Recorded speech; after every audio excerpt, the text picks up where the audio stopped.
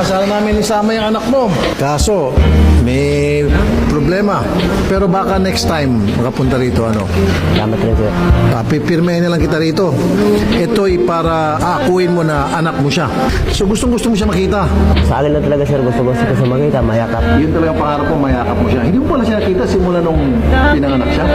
Nakita ko siya, sir, pag alis ko ng Negros, 5 taon siya. Tapos, yun lang ang pagkita namin. So, kung sakasakali, kailan mo siya gusto makita, mapagbigyan kita next time. Ngayon sana, sir. Ngayon, wala ka dito ngayon. Paano?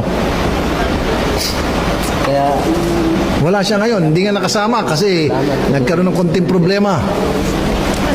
Pero may dala kaming regalo para sa'yo. ang pangarap ko talaga, sir, makita ko sana ang anak ko. Ginawa ko ng paraan.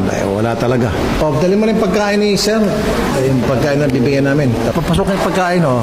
Babasahin niyo muna ito, Sir, ha?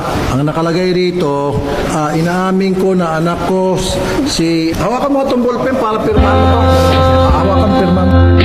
May pagkakataon na mayakap siya at masabi ko na mahal kita, Ama. Awitin ko ay alay ko. Hindi ko ginawa itong kasalanan to. Kahit ilang taon ko sa kulungan, kaya kong tagatin to.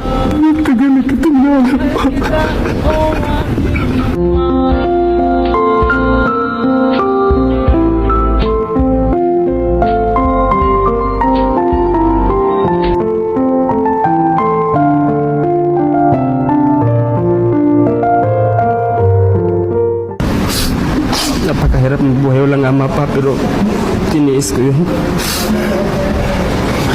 Hindi mo nga kinahiya. Kaya namin kong magulang, kahit isang bilanggo ko. Mas lalo na kung hindi mahiya, kahit anong mangyari. Isa lang nangarap ko sa buhay, nak.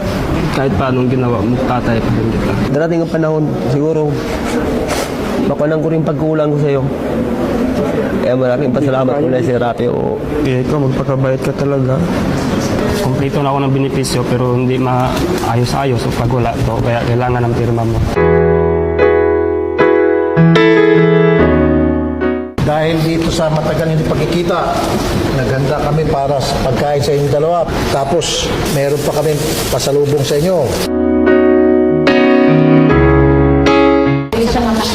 Para to sa'yo nga, binili ko to. Sinelas po.